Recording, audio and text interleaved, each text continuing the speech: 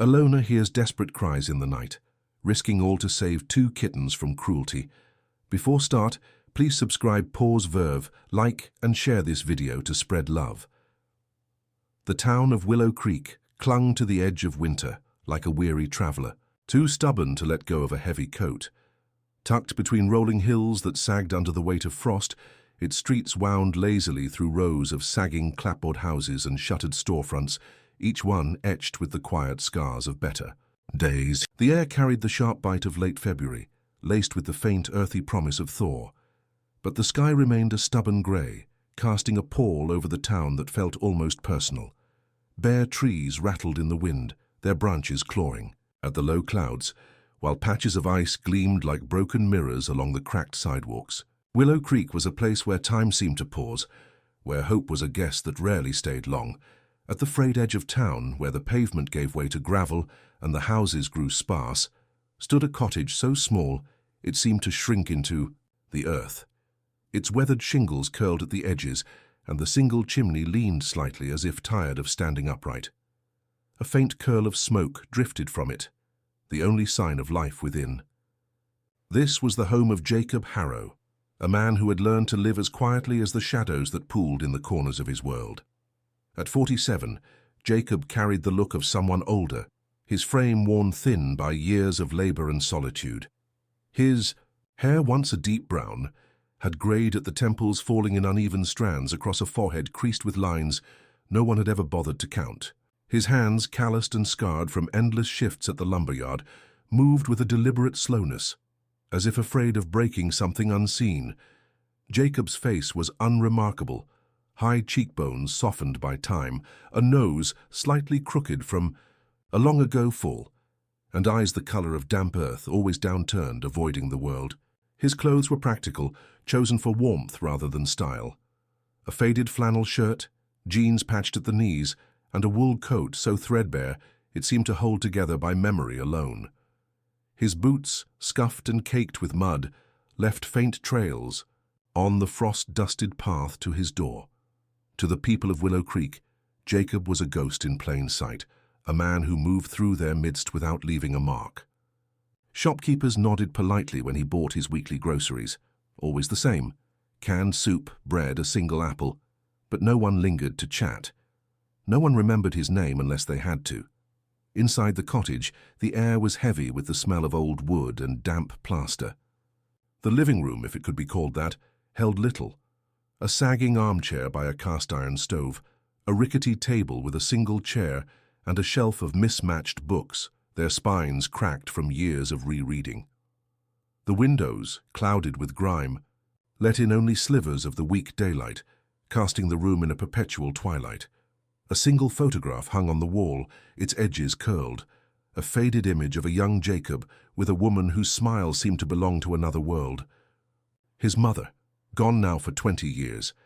The silence of the house was a companion Jacob had grown used to, broken only by the creak of floorboards under his cautious steps or the faint whistle of wind sneaking through the gaps in the walls. Jacob's life was small, contained a carefully constructed fortress against a world that had taught him early to expect little. As a boy, he'd been the odd one out, too quiet, too slight, the target of playground taunts that followed him like shadows into adulthood. He'd learned to keep his head down, to speak only when necessary, to let the world forget him. It was easier that way, safer. The few times he'd dared to reach for more, a fleeting friendship, a girl who'd once laughed at his jokes, had ended in quiet heartbreak, leaving him with the certainty that wanting was a dangerous thing. So he worked, he ate, he slept, and he let the days blur into one another, each one a mirror of the last. Yet, beneath the weight of his solitude, there was something stubborn in Jacob, a flicker of something that refused to be snuffed out entirely. It hid in the way he lingered over the last pages of a book, or the care he took to sweep the snow from his doorstep each morning, as if someone might notice. It was there in the way he sometimes paused at the edge of town, looking out at the hills, as if searching for a reason to keep going. Willow Creek might have forgotten Jacob Harrow, but he had not entirely forgotten himself. On this particular evening, as the sky deepened to a bruised purple and the first stars fought to be seen, Jacob trudged home from the lumberyard, his breath misting in the frigid air. His shoulders ached from stacking crates, and his fingers, numb despite his gloves, clutched the straps of a worn canvas bag. The town was quiet, the streets empty, save for the occasional flicker of headlights or the distant bark of a dog. Jacob kept his eyes on the ground, counting his steps, letting the rhythm drown out the faint ache in his chest. He was almost home, almost safe in the familiar confines of his cottage, when a sound, small, desperate, and entirely out of place, cut through the night's silence. Jacob Harrow's life in Willow Creek was a study in invisibility, a routine, so tightly woven it seemed to hold him together, even as it kept the world at bay. Each morning he rose before dawn, the cold seeping through the thin walls of his cottage like an uninvited guest. He'd coax a weak flame to life in the cast-iron stove, the crackle of kindling his only conversation. Breakfast was simple, black. Coffee bitter from a dented percolator, and a slice of bread toasted on the stovetop. He ate standing at the chipped counter, eyes fixed on the frost patterns creeping across the kitchen window, as if they held answers he'd long stopped seeking. By 6 he was out the door, his breath clouding in the pre-dawn chill, trudging the mile to the lumberyard where he spent his days hauling planks and stacking crates under the foreman's curt nods. The lumberyard was a place of noise and motion, saws whining and forklifts rumbling, yet Jacob moved through it like a shadow. His co-workers, burly men with calloused hands and loud laughs, spoke to him only when necessary. "Harrow, move those boards," or "Watch your step, man." They weren't unkind, not exactly, but their banter skipped over him, their eyes sliding past as if he were part of the machinery. Jacob didn't mind. He'd learned long ago that silence was safer than the sting of being noticed and found wanting. At the end of his shift, he'd collect his pay, a thin envelope of cash always counted twice, and walk home alone, the weight of the day settling into his bones. Evenings in the cottage were a mirror of his mornings, quiet and solitary. He'd heat a can of soup on the stove, the metallic tang of it familiar, almost comforting. Dinner was eaten at the rickety table, a single bulb overhead casting a harsh circle of light. Sometimes he'd read one of the worn novels from his shelf, their pages yellowed and soft from years of handling. Dickens, Steinbeck, a dog-eared copy of Charlotte's Web he'd kept since childhood, its cover held together with tape. The stories were old friends, their words a refuge from the emptiness of the room. When the stove's warmth began to fade, he'd bank the fire, pull a threadbare blanket over his shoulders, and sit in the armchair listening to the house groan under the weight of the wind. Sleep came slowly, often interrupted by dreams he couldn't quite recall, only their ache lingering into the morning. Jacob's isolation wasn't just physical, it was a fortress built from the bricks of his past. As a boy, he'd been the smallest. In his class, his clothes always a size too big, hand-me-downs from a cousin who'd outgrown them. The other children had sensed his difference, their taunts sharp and relentless. "Scrawny Harrow gonna blow away in the wind." They'd circle him at recess, their laughter a wall he couldn't breach. Once, a group of older boys had pushed him into the mud, their jeers ringing in his ears as he scrambled to his feet, cheeks burning. The teachers, overworked and distracted, had looked the other way. Jacob had learned to shrink, to make himself small enough to slip through the cracks of their cruelty. As a teenager, he dared to hope for something more. There was a girl, Lila May, with hair like summer wheat and a laugh that made his chest hike. For a few months they'd talked after school, sharing shy smiles over library books. Jacob had let himself believe she saw him, not the boy everyone else mocked. He'd even worked up the courage to ask her to a dance, his heart hammering as he stammered the words. Lila had hesitated, her eyes soft but uncertain, and said yes. But at the dance, she'd drifted toward the louder boys, the ones who moved with easy confidence.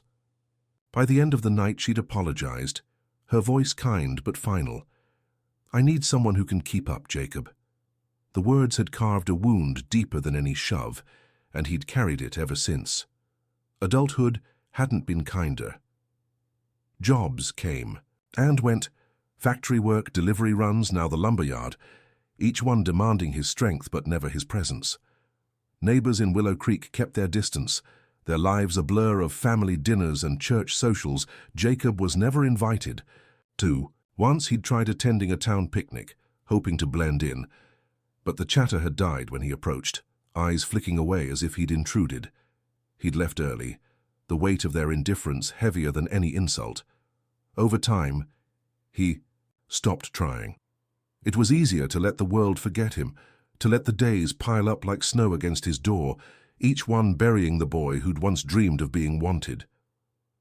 Yet even in his solitude, there were cracks where something stubborn persisted. He'd feed the stray birds that gathered on his porch, tossing crumbs from his own meager meals. He'd pause to write a fallen signpost on his walk to work, though no one ever noticed, and sometimes late at night he'd trace the edges of that old photograph on the wall, his mother's smile a reminder of a time when love had felt possible. Jacob Harrow was alone, but he wasn't entirely lost. Not yet. That night, as he walked home through the biting cold, the faint cry he'd heard lingered in his mind, a fragile thread pulling at the edges of his carefully guarded world. It was a sound that didn't belong to the wind or the creak of the town's tired bones, and it stirred something in him, something he wasn't sure he was ready to face. The night was sharp and unforgiving in Willow Creek, the kind of cold that sank into your bones and made every step feel like a defiance of the elements. Jacob Harrow trudged along the gravel path toward his cottage, his canvas bag slung over one shoulder, the weight of another long day at the lumber yard pulling at his narrow frame. The town was hushed, its streets swallowed by shadows, save for the occasional flicker of a porch light or the distant hum of a car engine fading into the hills. The sky above was a heavy curtain of grey, the stars hidden, as if they too had retreated from the world. Jacob kept his head down, his scarf pulled tight against the wind, counting his steps to drown out the quiet ache that always seemed to follow him home. He was nearly at the turn to his cottage, where the path dipped into a muddy lot bordered by a sagging fence, when a sound stopped him cold. It was faint at first, so soft it might have been a trick of the wind, a high, trembling cry, fragile and desperate, like a thread about to snap. Jacob froze, his breath catching in his throat, misting in the frigid air. He tilted his head, straining to hear it again, half convinced he'd imagined it. But there it was, sharper now, a second cry joining the first, weaving together in a plaintive chorus that clawed at something deep inside him. It wasn't human, not quite animal either in its raw need, but it was alive, and it was suffering. Jacob's first instinct was to keep walking. He'd spent a lifetime perfecting the art of looking away, of letting the world's troubles pass him by. Getting involved meant risk, meant pain, meant opening a door he'd long ago bolted shut. But the cries came again, weaker now, and something, in their vulnerability, hooked into him, refusing to let go. He adjusted the strap of his bag, his fingers numb through his gloves, and turned toward the sound, his boots crunching softly on the frost-crusted gravel. The noise led him to the edge of the empty lot, where the skeletal remains of an old barn leaned against the night, its boards warped and splintered. Beyond it, a rusted chain-link fence marked the boundary of Victor Slade's property, a place even the bravest souls in Willow Creek avoided.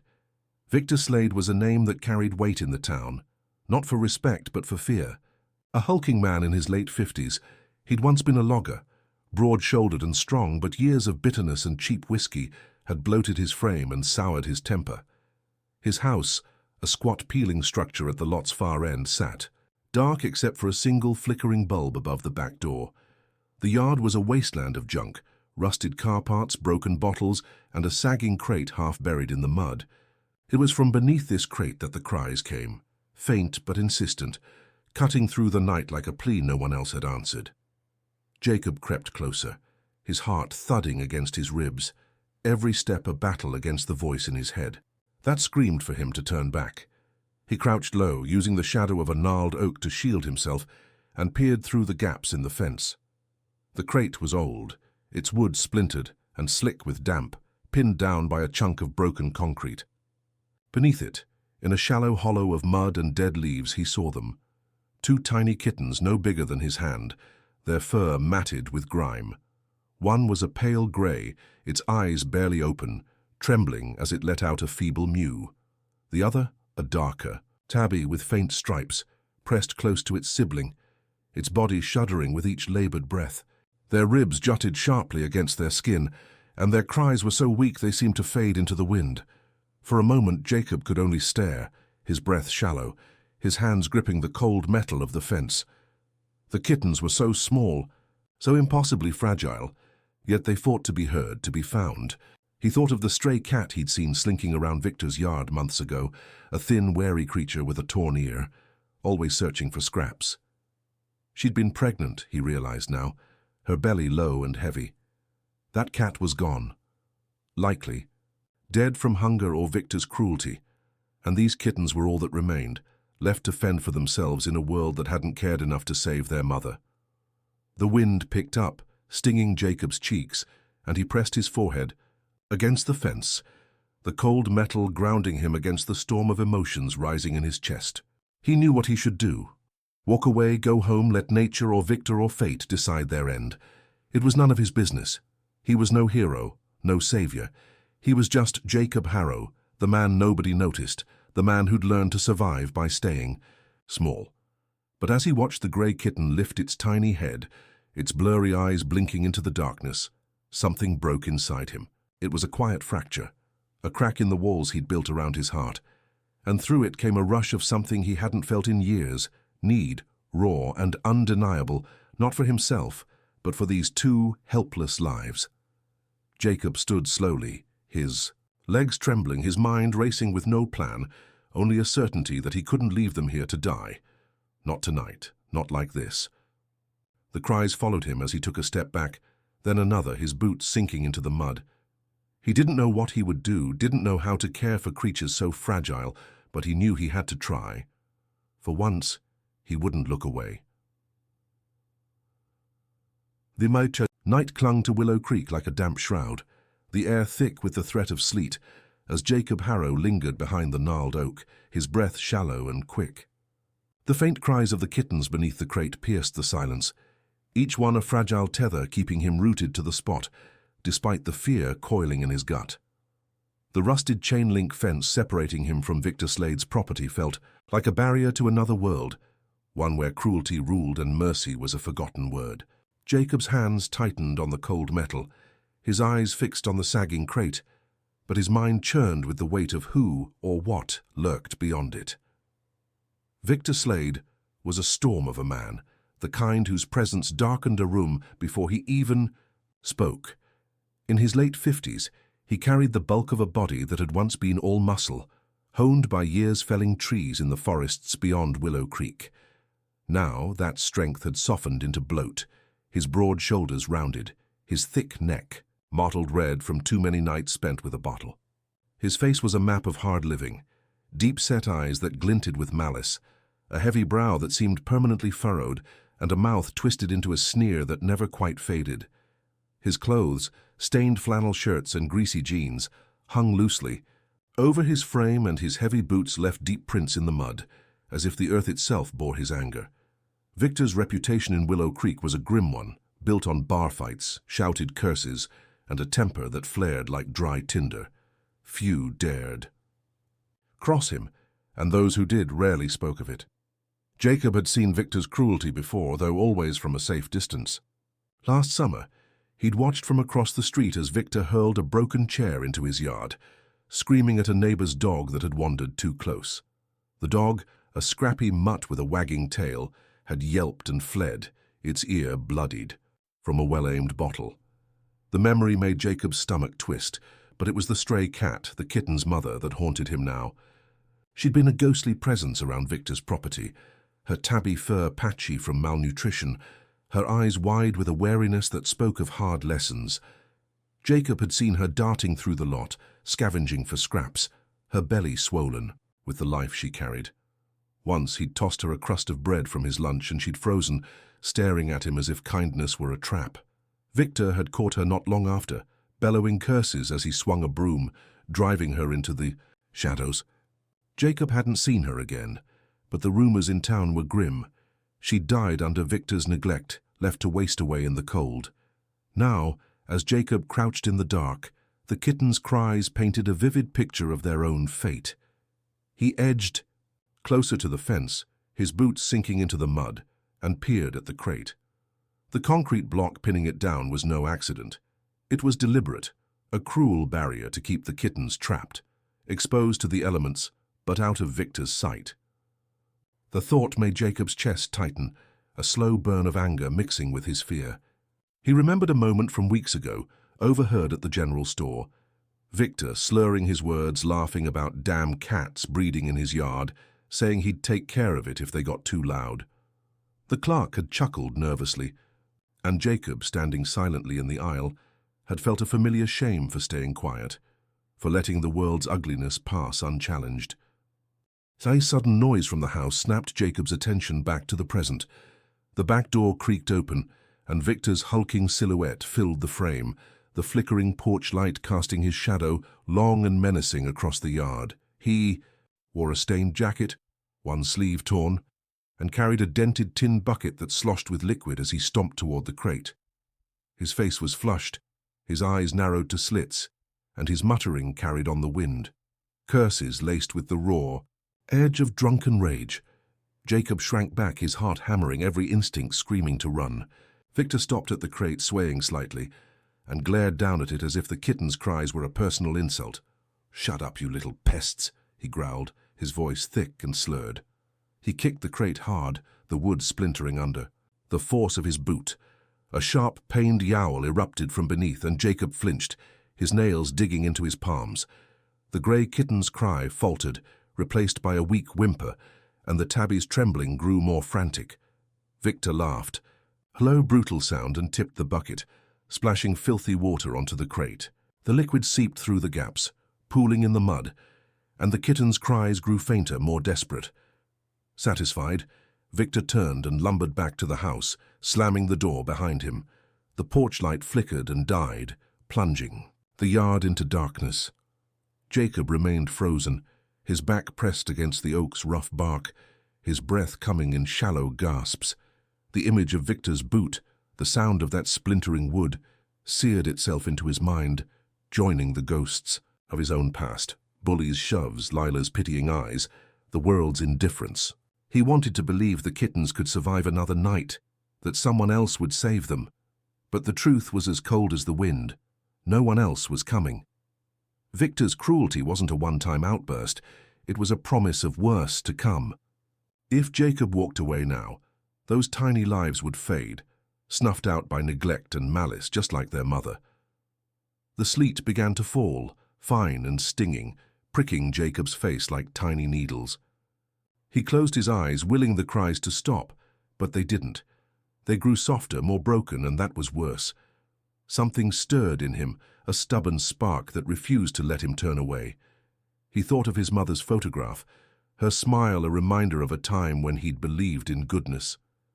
He thought of the birds he fed, the signpost he'd righted, small acts that meant nothing to the world but everything to him. And he thought of the kittens, fighting to live despite a world that had already forgotten them. The sleet fell harder, now a relentless curtain of icy needles that stung Jacob Harrow's face and soaked through the thin wool of his coat. He crouched behind the gnarled oak, the rough bark biting into his back, his breath misting in quick, shallow bursts. The kitten's cries, faint and faltering beneath the splintered crate, echoed in his ears, each one a tiny hammer striking. At the walls he'd spent a lifetime building. The darkness of Victor Slade's yard stretched before him, the rusted fence a jagged line between safety and something far more dangerous. Jacob's hands, numb despite his gloves, gripped the cold metal, his knuckles white as his mind churned with a storm of fear and longing that threatened to tear him apart. He knew he should walk away. It was what he'd always done. Kept his head down, let the world's troubles slide past like water over stone. Getting involved meant stepping into Victor's orbit, a place where fists flew and grudges festered. Jacob was no fighter. His slight frame and quiet voice had never won him anything but scorn. He could still hear Victor's laugh, that brutal, guttural sound that followed the kick to the crate, and it sent a shiver through him that had nothing to do with the cold. Victor was a force of nature, a man who broke things, dogs, cats, people. Without a second, glances were enough to make Jacob's heart race with the old, familiar urge to flee. Memories flooded back, unbidden and merciless, each one a weight, pressing him toward retreat. He was 10 again, sprawled in the schoolyard mud, the sting of gravel in his palms, as the older boys laughed. "Run home, Harrow," they taunted, their voices sharp as knives. He'd learned then that weakness was a sin, one the world punished without mercy. Later, as a teenager, he'd dared to believe in Lila May, her laughter a light that warmed the edges of his world. But her words at the dance, "I need someone who can keep up," had been a different kind of blow, one that taught him wanting was a trap. Every attempt at connection had ended the same, with pity, rejection, or silence. He'd built his life around avoiding that pain, crafting a solitude so complete it was both shield and prison. Stepping into Victor's yard, risking his wrath, for 2 kittens he didn't even know how to save, was the opposite of everything he'd taught himself to survive. Yet the kittens' cries refused to let him go. They were so small, so impossibly fragile, their lives hanging by a thread as thin as their voices. Jacob thought of their mother, the stray cat with the torn ear, her wary eyes haunting him now. He hadn't saved her, hadn't even tried, and the guilt of that inaction gnawed at him, a quiet ache that had settled in his chest long before tonight. He imagined the kittens growing still, their tiny bodies succumbing to the cold and hunger, and the thought was a physical pain, a twisting, in his gut that made his breath hitch. They needed someone, anyone, and in this forgotten corner of Willow Creek, Jacob was all they had. He pressed his forehead against the fence, the icy metal grounding him as his mind waged its war. A part of him whispered that he was foolish, that he was no hero, that he'd only make things worse. What did he know about caring for kittens? He could barely keep himself fed, his cottage a testament to a life of just getting by. If he took them, Victor would notice, and a man like that didn't forgive. Jacob could lose everything, his home, his job, the fragile peace he'd carved out of his loneliness.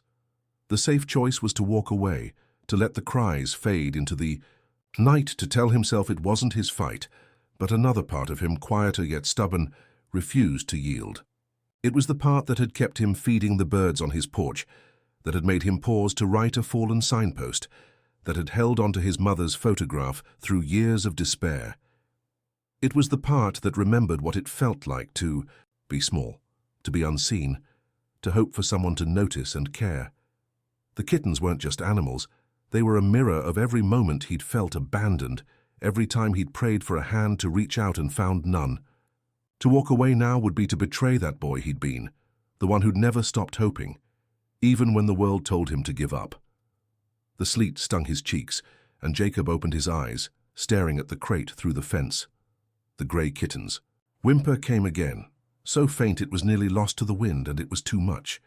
He thought of his mother's smile in that faded photograph, the way she'd tucked him in at night, whispering that he was enough just as he was.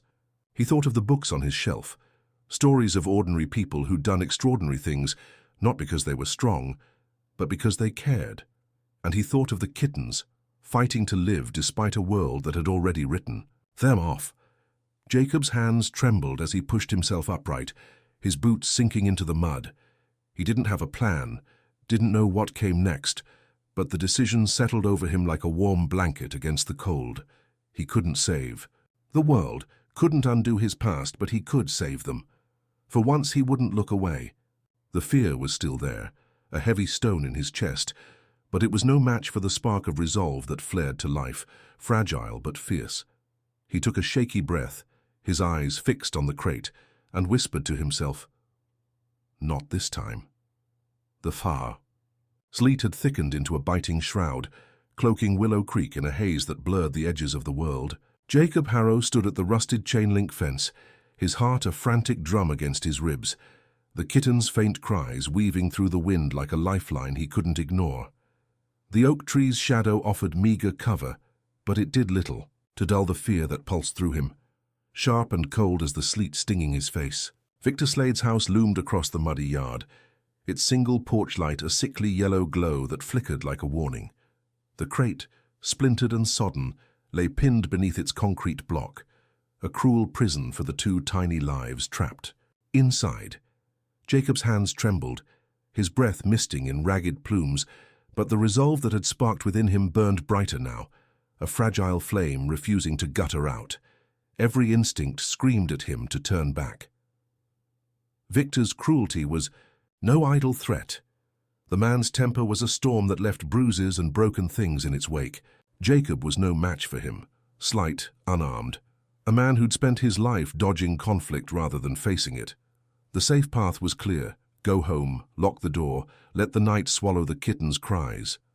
But the memory of their trembling bodies, the grey kitten's blurry eyes blinking into the dark, anchored him to the spot. He couldn't leave them to Victor's neglect, to the cold that would claim them by morning. For once, Jacob Harrow would be the one who showed up, even if he didn't know what came next. He moved before he could second-guess himself, crouching low and slipping through a gap in the fence where the links had been pried apart years ago. The metal snagged his coat, tearing a shallow scratch across his side, but he barely felt it. His boots sank into the sucking mud, each step a soft squelch that felt deafening in the silence. The yard was a minefield of debris, rusted cans, shattered glass, a broken shovel half buried in the earth, and Jacob navigated it with care, his eyes darting between the crate and the house. The porch light flickered again, and he froze, half expecting Victor's hulking frame to burst through the door bellowing curses, but the house remained still, the only sound the steady patter of sleet and the kitten's weakening cries. Jacob reached the crate, his knees sinking into the mud as he knelt beside it. Up close, the damage was worse than he'd feared. The wood was splintered from Victor's kick, one side caved in, the concrete block pressing it into the earth like a deliberate act of malice. The smell of wet fur and decay rose from beneath, twisting Jacob's stomach. He hesitated, his hands hovering over the block, fear whispering that he was too late, that he'd find only stillness under the wreckage. But a faint mew, barely a whisper, broke through, and it was enough. He gripped the concrete, its rough edges biting into his palms, and heaved with all the strength his thin frame could muster. The block shifted, then toppled into the mud with a dull thud, and Jacob flinched, glancing at the house. No movement, no shout, just the sleet and his own ragged breathing. He peeled back the crate's broken lid, wincing as the wood groaned, and there they were, two tiny kittens curled together in a shallow nest of mud and sodden leaves. The grey one, its fur matted and streaked with grime, lifted its head weakly, its eyes clouded but searching. The tabby, smaller and darker, pressed closer to its sibling, its body trembling with each shallow breath. They were lighter than Jacob had imagined, terrifyingly so, as if a strong gust could carry them away. His throat tightened, a lump forming. As he realized how close they were to slipping beyond his reach, with trembling hands, Jacob unbuttoned his coat and pulled the scarf from his neck, its wool damp but warm from his body. He slid his hands beneath the kittens, careful not to jostle them, and lifted them together, their frail bodies fitting easily in his palms. They mewed softly, too weak to struggle, their trust, or exhaustion, complete. Jacob tucked them against his chest, wrapping the scarf around them like a makeshift sling, then buttoned his coat over them, shielding them from the sleet. Their tiny hearts fluttered against his ribs, faint but insistent, and a fierce protectiveness surged through him, unfamiliar but undeniable. He rose, swaying slightly under the weight of what he'd done, and glanced at the house one last time. The porch light held steady, the door closed. Victor was either asleep or too drunk to notice, and Jacob wasn't waiting to find out. He retraced his steps, moving faster now, the mud sucking at his boots as if reluctant to let him go. The kittens shifted against him, their warmth a fragile anchor in the cold. Halfway across the yard, a sudden clatter, a bottle rolling in the wind, made him freeze, his pulse spiking. He imagined Victor storming out, fists raised, voice booming through the night.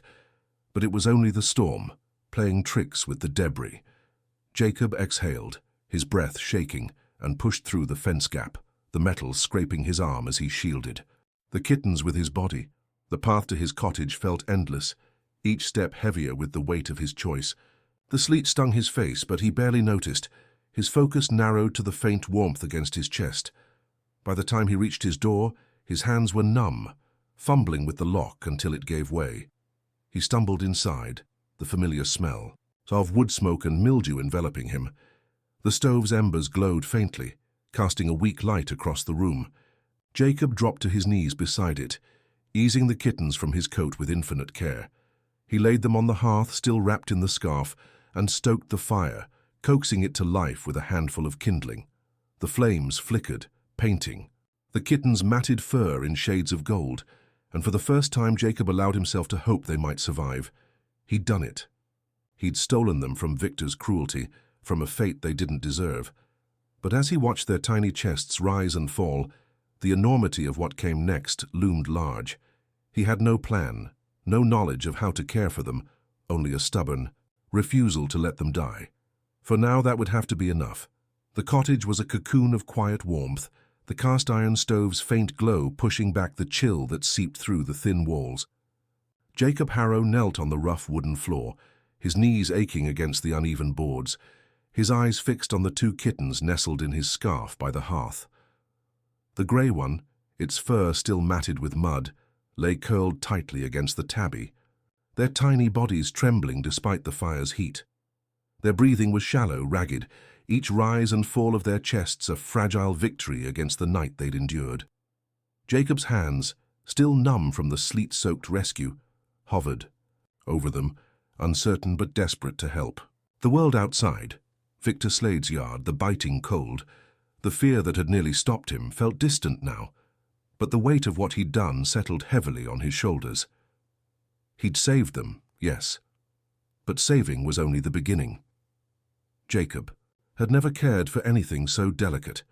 His life was one of solitary routines, feeding himself, tending the stove, keeping the cottage from falling apart. Plants withered under his care. Even the birds on his porch relied on crumbs, not commitment. Yet these kittens, so small they could fit in his cupped hands, needed more than he knew how to give. Panic flickered in his chest, a sharp edge to the protectiveness that had driven him to act. He didn't know if they were sick, starving, or both, only that their survival depended on him, a man who'd spent years convincing himself he was enough for no one.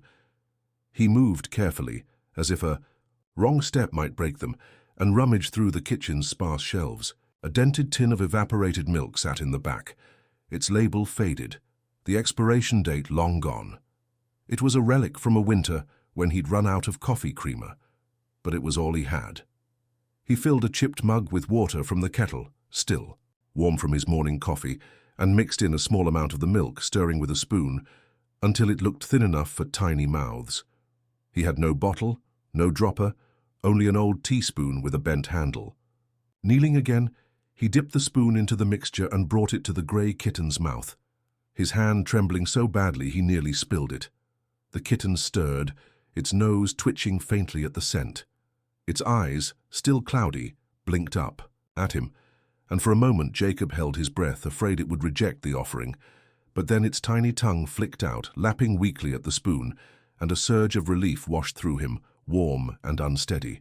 The tabby was slower to respond, its body limp, but after gentle coaxing it too took a sip, its movements sluggish but determined.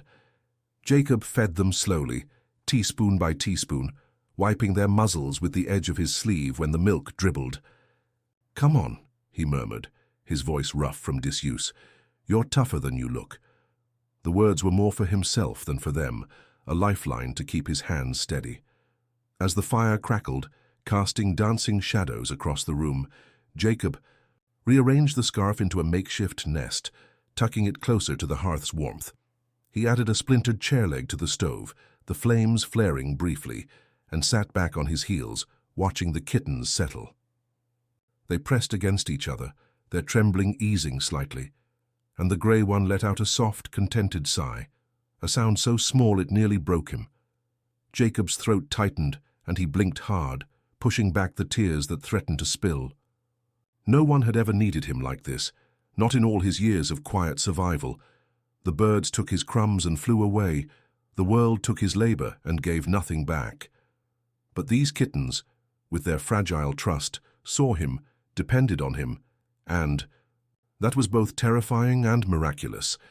He shifted to sit cross-legged on the floor, his coat still damp from the sleet, and leaned closer, letting his body's warmth add to the fires.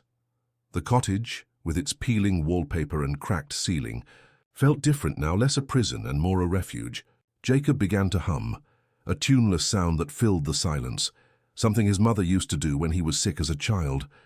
The kittens nestled deeper into the scarf, their breathing steadier, and Jacob felt a connection take root, delicate, but real. It was as if their tiny hearts were stitching themselves to his, mending a part of him he'd thought long broken. The night stretched on, measured by the pop of the fire and the kittens' soft breaths. Jacob didn't sleep, couldn't, not when every moment felt like a battle they were fighting together. He thought of his past, the years of shrinking from the world, and wondered if this was what he'd been waiting for, a reason to be more than the man who disappeared into the shadows. The kittens needed him to be steady, to be present, and for the first time, he wanted to be that person, not just for them, but for himself.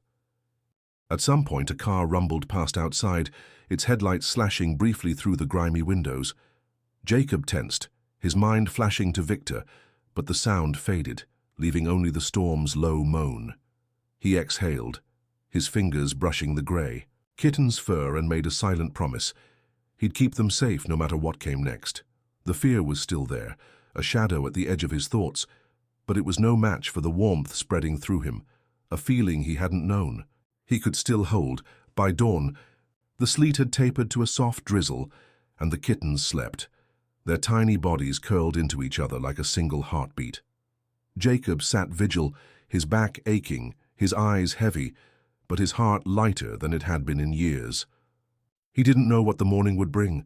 Victor's anger, the kitten's fragility, his own limits. But for now he was enough. And that was a start. Dawn crept into Willow Creek with a hesitant glow, the grey sky softening to a pale silver as the drizzle tapered off, leaving the town slick and shimmering. Inside Jacob Harrow's cottage, the air was warm with the scent of wood smoke, the cast-iron stove's embers casting a faint golden light across the room. The two kittens, nestled in the worn scarf by the hearth, slept fitfully, their tiny chests rising and falling in a rhythm that felt like a small miracle. The grey one, slightly stronger now, stirred occasionally, its nose twitching, while the tabby, frailer and more cautious, pressed closer to its sibling, seeking warmth. Jacob sat cross-legged on the floor, his back stiff from hours of vigil, his eyes heavy but unwavering. He hadn't slept, hadn't dared to, not when the kitten's survival hung so delicately in the balance. The teaspoon of diluted milk rested beside him, the mug nearly empty, a testament to the slow, painstaking care he'd given through the night. Jacob's world had narrowed to this moment, the fire, the kittens, the quiet promise he'd made, to keep them alive. But the weight of that promise was daunting. He was alone with no knowledge of how to nurse them properly, no supplies beyond the scavenged tin of milk, and no one to turn to. The thought of Victor Slade, whose cruelty had driven him to this act, loomed like a storm cloud, but for now Jacob pushed it aside, focusing on the fragile lives before him.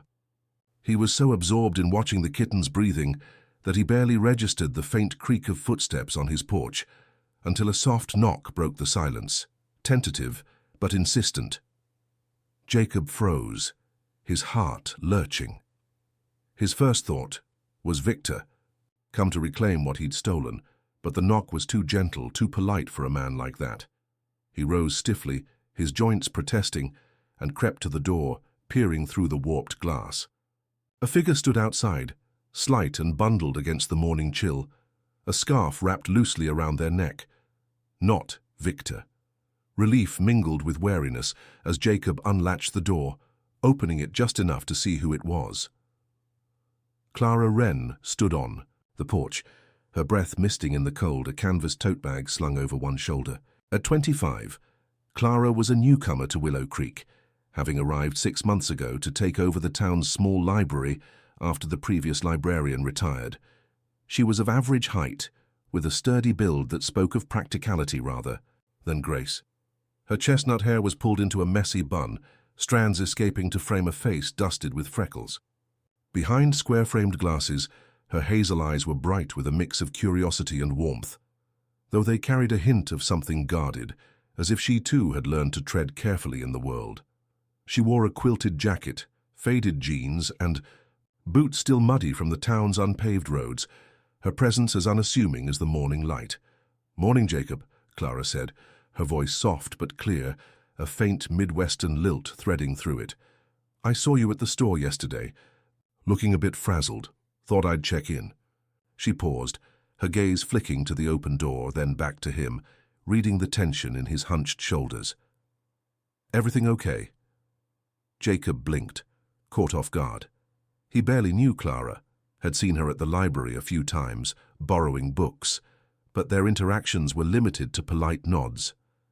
The general store yesterday was a blur. He'd gone to buy milk, his hands shaking as he counted out change, his mind on the kittens. He hadn't realized anyone noticed. "I'm fine," he muttered, his voice rough, instinctively stepping back to close the door. But a faint mew from the hearth stopped him, and Clara's eyes widened, her head tilting toward the sound. "Are those kittens?" she asked, her tone gentle but curious, no judgment in it. Jacob hesitated, his instinct to retreat warring with the exhaustion that made him crave help, even from a near stranger. Clara's presence felt different from the townsfolk's usual indifference. There was no pity in her gaze, only a quiet attentiveness that disarmed him. He nodded, stepping aside to let her see. Clara slipped inside, her boots leaving faint mud prints on the floor. She knelt by the hearth, her tote bag set carefully aside, and studied the kittens with a tenderness that made Jacob's chest ache. "Oh, you poor things," she murmured, her fingers hovering but not touching, as if afraid to disturb them. She looked up at Jacob, her glasses catching the firelight. "Where did you find them?" Jacob swallowed, the words sticking in his throat. "Victor Slade's place," he said finally, his voice low. "They were left out in the cold. I couldn't just leave them."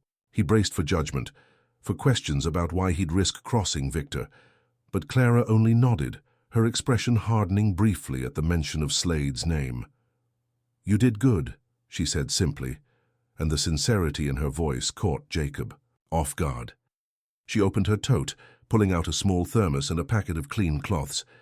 "I've got some warm water here, and these might help clean them up. I used to help my grandma with strays back in Ohio.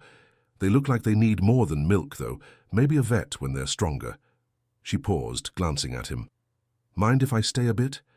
I can show you how to keep them warm." Jacob nodded, too overwhelmed to speak. Clara moved with quiet efficiency, soaking a cloth in warm water and gently dabbing the kitten's fur, her hands steady where his had shaken. She showed him how to wrap them snugly, how to check their breathing.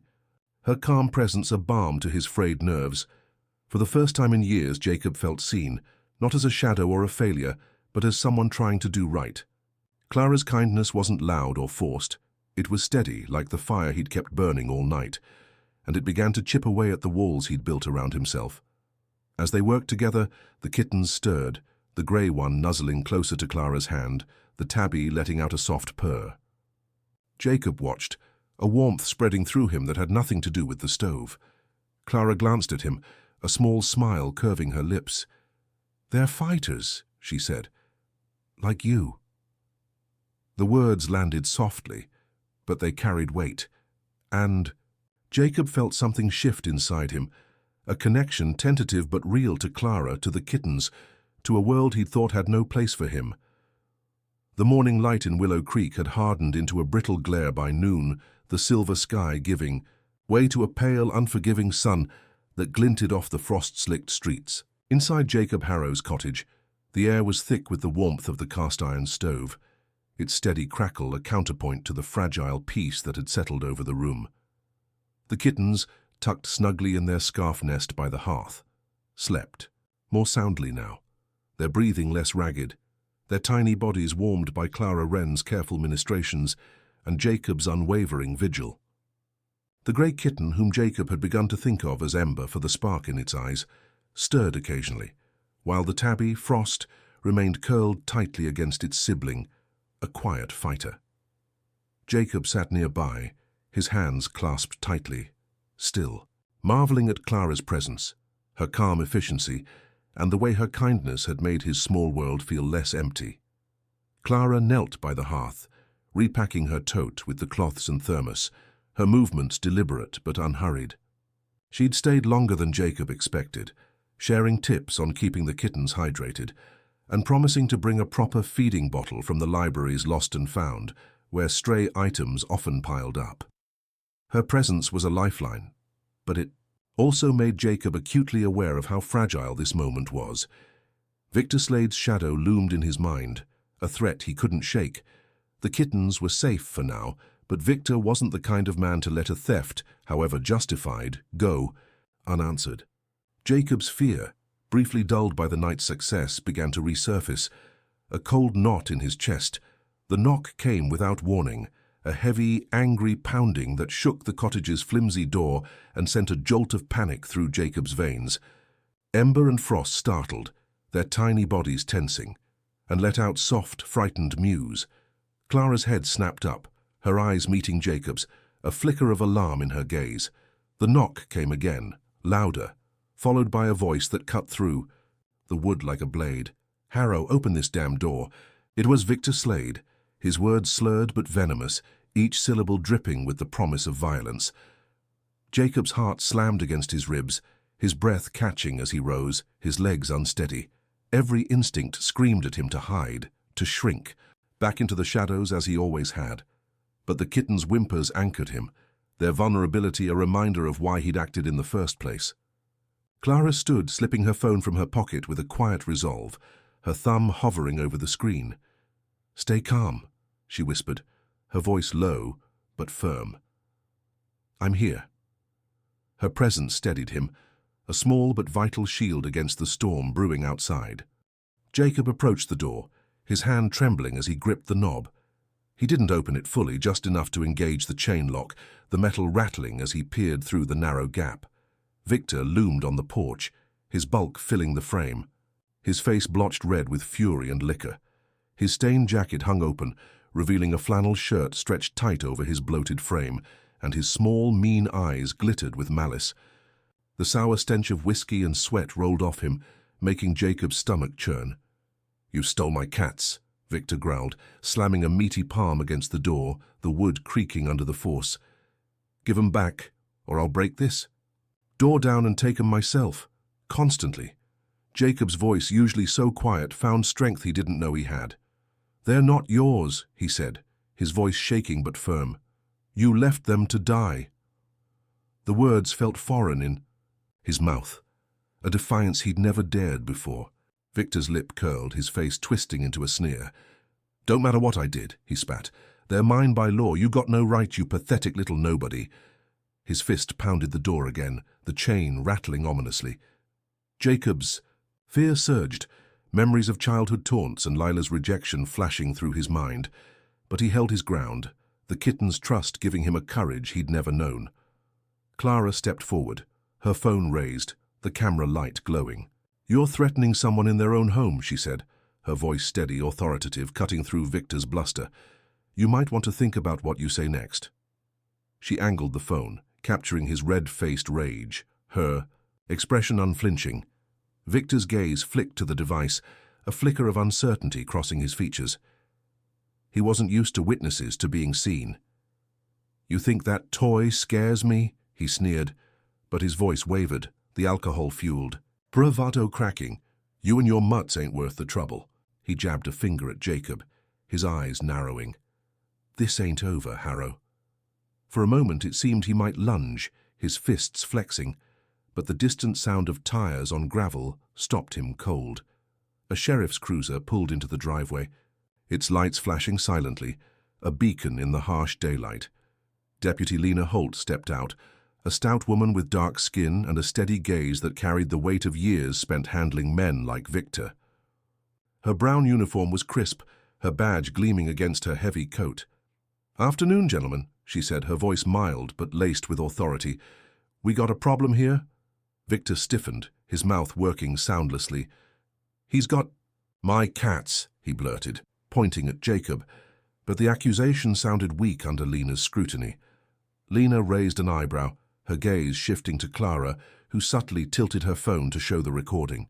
"Cats you left to starve in a crate," Lena said evenly. Funny, 'cause I've got reports saying otherwise. You're drunk, Mr. Slade, and trespassing. I suggest you leave before this gets official." Victor's bravado crumbled, his fists unclenching. With a muttered curse and a final glare at Jacob, he stomped to his battered truck, the engine roaring as he sped off, leaving a trail of exhaust and defeat. Lena waited until his taillights vanished before turning to Jacob. "Are you okay?" she asked, her tone softer now. Jacob nodded, his throat too tight for words. "Call if he comes back," Lena said, handing him a card. "We've got enough on him now." She nodded to Clara, a silent acknowledgement, and returned to her cruiser. Clara pocketed her phone, a small, satisfied smile on her lips. "I did good," she said, her eyes warm with pride. Jacob closed the door, the chain still dangling, and turned to see Ember and Frost peering from their nest, their tiny heads tilted. He scooped them up, their soft fur against his cheek easing the last of his fear. For the first time he felt not just needed, but capable. The air in Willow Creek seemed to lighten after Victor Slade's retreat, as if the town itself exhaled, relieved to be rid of his looming presence for the moment. Inside Jacob Harrow's cottage, the warmth of the cast-iron stove wrapped the room in a gentle embrace, its glow dancing across the walls and illuminating the two kittens, Ember and Frost, who dozed in their scarf nest by the hearth. Their tiny bodies, once frail and trembling, showed signs of strength. Ember's eyes now clearer, Frost's breathing steadier. Jacob sat nearby, still shaken from the confrontation, but buoyed by Clara Wren's quiet support and Deputy Lena Holt's intervention. The door was locked, the chain secure, and for the first time in years Jacob felt a flicker of safety, fragile but real, in the space he'd once called a prison. Clara stood by the window, her phone in hand, reviewing the video she'd recorded of Victor's threats. Her expression was one of quiet determination, her hazel eyes sharp behind her glasses. "This needs to be seen," she said, glancing at Jacob. "Not to make trouble, but to make sure people know what you did for these little ones. It might help keep Victor away for good." Jacob hesitated, the idea of attention making his skin prickle. He'd spent his life avoiding notice, blending into the background to escape judgment. But Clara's steady gaze, free of pity or expectation, gave him pause. She wasn't asking him to be a hero, she was asking him to let the truth speak. He nodded, a small reluctant gesture, and Clara's fingers moved swiftly, uploading the video to a local community page with a brief caption: "A man saved 2 kittens from cruelty." This is what happened when their abuser came calling. Neither of them expected what followed. By evening, the video had spread beyond Willow Creek, shared across social media with a speed that stunned Clara, who monitored the growing views with wide eyes. Comments poured in, first from locals, then from strangers as far as neighboring counties. "This man is a saint. Those kittens are lucky to have him. Someone stop that monster." The raw sincerity of Jacob's stand against Victor, his trembling but resolute voice, the kittens' tiny forms in the background, struck a chord in a world weary of cruelty. Shares climbed into the thousands, and with them came an outpouring of support that transformed Jacob's quiet act into something far larger. The first knock came the next morning, a soft rap that startled Jacob as he fed Ember and Frost with the bottle Clara had brought. He opened the door to find Mrs. Lyle, the town's gruff seamstress, her silver hair pulled into a tight bun, her cheeks flushed from the cold. She thrust a hand-stitched pet bed into his arms, its fabric a patchwork of blues and greens. "For the cats," she said brusquely, her voice betraying a softness her stern face tried to hide.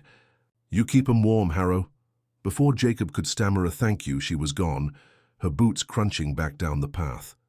More followed. Mr. Tate, a retired mechanic with a limp and a rare smile, dropped off a sack of kitten food, muttering about doing what's right. The Miller twins, 2 8-year-olds with gap-toothed grins, presented a box of toys, feather wands and jingle balls, slightly chewed but offered with pride. Their mother, a weary woman with kind eyes, handed Jacob a thermos of hot stew, still warm.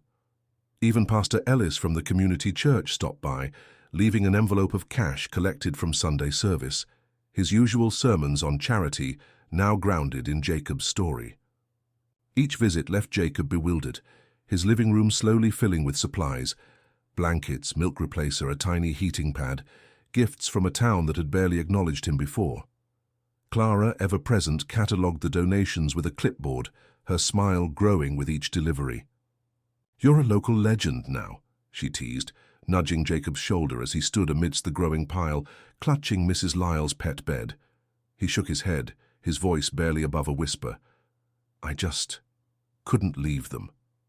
Clara's expression softened, her hand resting briefly on his arm. "That's why they care, Jacob. You loved when it was hard to." The community's awakening rippled outward. At the general store, Mr. Grover, the grizzled owner, started a donation bin for animal shelters, his usual scowl replaced by a gruff nod when Jacob passed by. The library, under Clara's direction, hosted a pet care workshop, drawing families who'd seen the video and wanted to help. Even the town's children got involved, drawing pictures of Ember and Frost that they taped to shop windows, their colourful crayons turning the kittens into symbols of hope. Willow Creek, once a place of quiet resignation, began to hum with small acts of kindness, as if Jacob's courage had lit a spark that warmed the entire town. Online, the support grew exponential. Messages arrived from across the state, handwritten notes tucked into packages of pet supplies, emails offering veterinary advice. A woman from a nearby city drove 2 hours to deliver a crate of specialized kitten formula, her eyes misty as she thanked Jacob for reminding her of goodness. The video, now viral, caught the attention of a local news station, which aired a segment titled "The Quiet Hero of Willow Creek." Jacob watched it on Clara's phone, his face burning as he saw himself, hunched, nervous but unwavering, defending the kittens. He didn't feel like a hero, but the world seemed to disagree. Through it all, Ember and Frost thrived. The pet bed became their kingdom, where they wrestled and pounced, their playful energy filling the cottage with life. Ember, bolder now, would bat at Jacob's fingers, while Frost, still cautious, preferred to curl against his side, purring softly. Jacob found himself smiling more, his solitude no longer a weight but a space shared with these tiny souls and the community that had rallied around them. Clara's visits became a routine, her laughter mingling with the kittens' antics, her presence a bridge between Jacob and a world he'd thought closed to him. As dusk fell, painting the sky in hues of lavender, Jacob stood by the hearth, watching Ember chase a feather toy. The cottage, once barren, was now a haven of warmth and connection, its walls echoing with the promise of something new. Willow Creek had changed, and so had he, not because he sought it, but because he'd chosen to act when no one else would. The days following Victor Slade's confrontation brought a fragile calm to Willow Creek, as if the town held its breath, waiting for the storm to pass or return with greater fury. Jacob Harrow's cottage, once a silent refuge for his solitude, now hummed with life, Ember and Frost tumbling across the floor, their playful mews mingling with the crackle of the cast-iron stove. The community's outpouring had transformed the space, new blankets draped over the armchair, shelves lined with kitten food and toys, a sturdy pet bed where the kittens napped. Clara Wren's frequent visits added warmth, her laughter and steady presence weaving a thread of connection Jacob hadn't known he craved. Yet beneath this newfound peace, a shadow lingered. Victor Slade was not a man to fade quietly, and Jacob's fear of retribution gnawed at him, a quiet tension that tightened his chest each time he locked the door. The resolution came swiftly, carried on the heels of Clara's viral video and the community's awakening. The footage of Victor's drunken threats, coupled with reports of the kitten's neglect, had reached the sheriff's office, sparking an investigation that moved with rare speed for Willow Creek. Deputy Lena Holt, whose calm authority had diffused the standoff, took the lead. She interviewed neighbors, many of whom, emboldened by the video, shared stories of Victor's cruelty, stray animals driven off with stones, a dog injured years ago, whispers of worse. The evidence piled up, undeniable and damning. Within a week, Lena returned to Jacob's cottage, her cruiser parked discreetly at the curb, her expression one of quiet satisfaction. "Slade's been charged," she told Jacob, standing in the doorway as Ember batted at a feather toy nearby. "Animal cruelty, trespassing, and public intoxication for starters." He's been barred from owning pets and the judge isn't inclined to be lenient. She handed Jacob a folded document, a restraining order ensuring Victor couldn't come near him or the kittens. He's leaving town, says he's got a cousin in the next county. Good riddance. Lena's voice was matter-of-fact, but her eyes softened as she glanced at the kittens. You did right by them, Harrow. Not many. Would've. Jacob clutched the paper, his throat tight with relief so profound it felt like a weight lifting from his chest. Victor's departure didn't erase the fear entirely. Memories of his rage, his looming bulk would linger, but it carved out space for something new. Safety. Tentative, but real. He nodded, unable to find words, and Lena tipped her hat, leaving him to the quiet of his transformed home. The news spread quickly, rippling through Willow Creek like a sigh of relief. At the general store, Mr. Grover recounted Victor's arrest with a rare grin, slipping an extra loaf of bread into Jacob's bag without charge. Mrs. Lyle, the seamstress, stopped by with a new quilt for the kittens, her usual brusqueness softened by a proud nod. "Kicked that bully out for good," she said, her eyes glinting. "You started that, Harrow." Jacob ducked his head, unaccustomed to praise, but the warmth of their words settled into him, a counterpoint to the years of being unseen. With Victor gone, Jacob's focus turned fully to Ember and Frost. The kittens, now stronger, filled the cottage with joyous chaos. Ember, bold and curious, would leap onto the table, knocking over spoons, while Frost, still the quieter one, preferred to curl in Jacob's lap, purring like a tiny motor.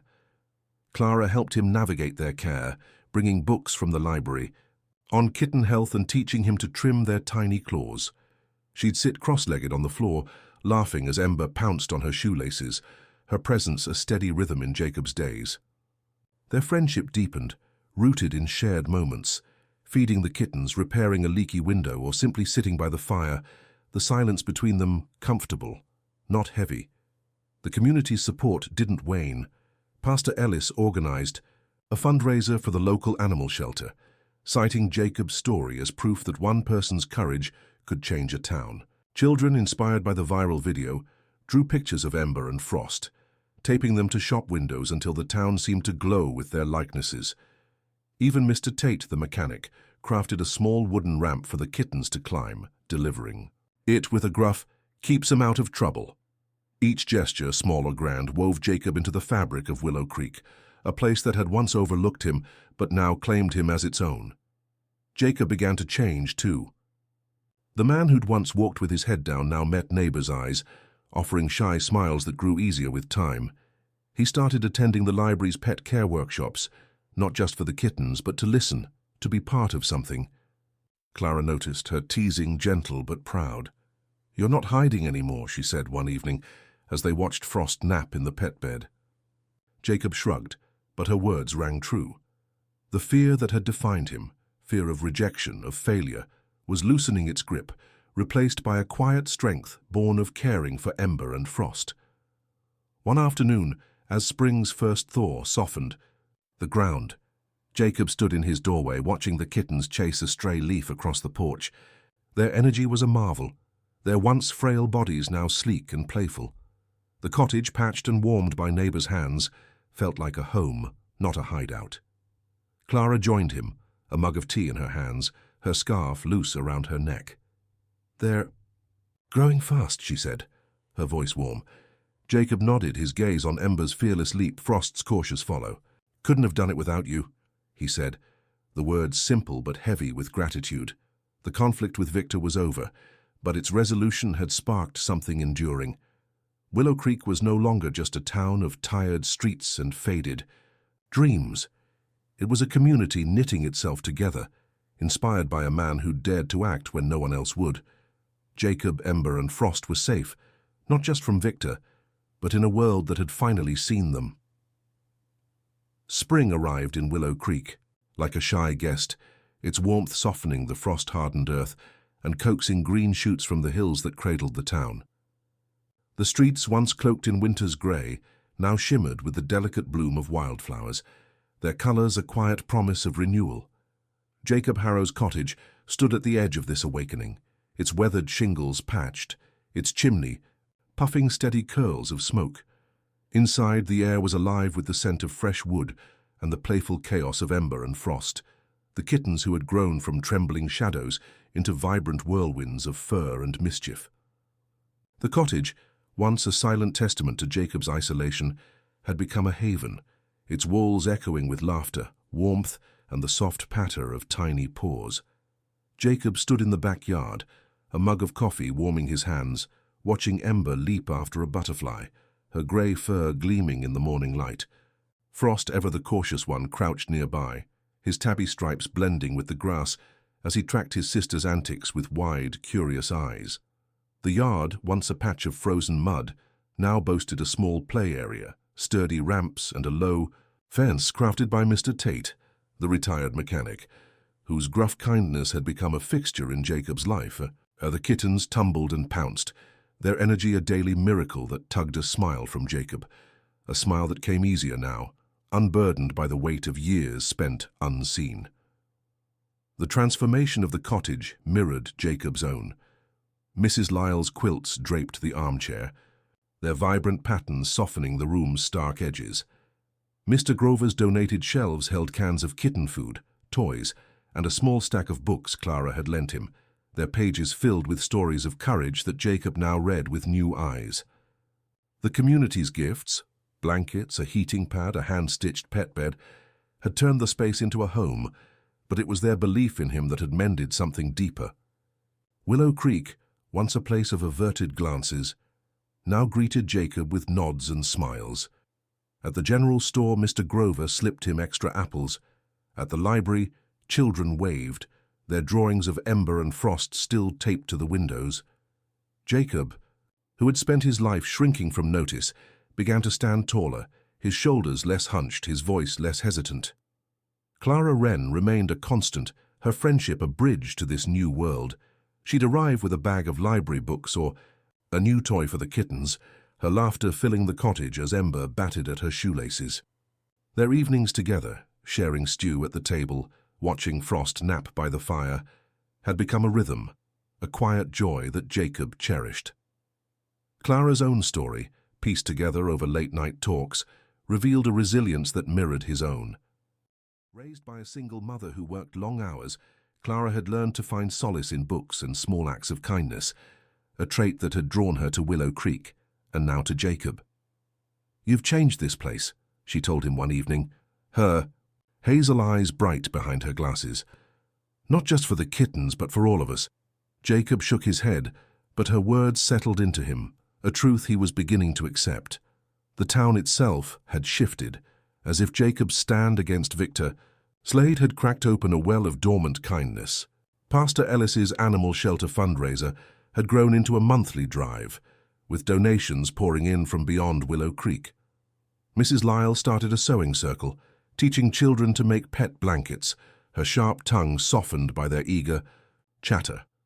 Mr. Tate opened his garage to repair bikes for kids, his limp no barrier to his quiet generosity. The library, under Clara's care, became a hub for community events, pet care workshops, story hours, even a kitten day where Ember and Frost, now sleek and playful, were the stars, purring in the arms of delighted children. Willow Creek was no longer just a town. It was a tapestry of small, stubborn acts of care, woven together by a man who'd once thought himself invisible. Jacob's transformation wasn't without its shadows.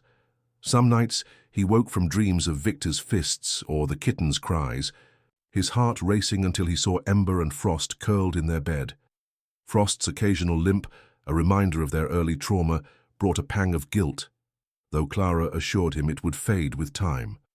But these moments were fleeting, overshadowed by the joy of mornings spent on the floor, tangled in string with two wriggling kittens, or afternoons with Clara, planning a garden for the yard.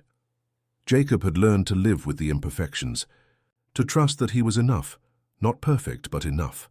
One evening, as the sky blazed with the pinks and golds of a spring sunset, Clara arrived with a small wooden box, its edges worn but polished.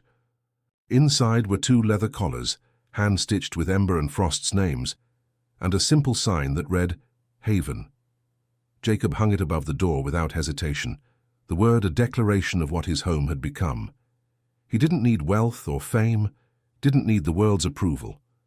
He had a cottage filled with firelight, 2 kittens who trusted him without reservation, and a friend who saw him, truly saw him, and stayed. For Jacob Harrow, that was more than he'd ever dared hope for. Willow Creek slumbered under the stars, its streets quiet but no longer heavy. Inside the cottage the fire crackled, casting shadows that danced across the patched walls. Ember and Frost sprawled across Jacob's lap, their purring a soft lullaby. Clara sat nearby, a book open but unread, her smile reflecting the warmth of the room. In this forgotten corner of the world, a broken man and 2 abandoned kittens had found each other, building something no storm could destroy. It was love. It was kindness. It was the quiet belief that no soul, however small, is ever truly forgotten. And in that belief, Jacob had found his miracle. A life not of grand gestures, but of small, stubborn hopes that bloomed like wildflowers in the spring.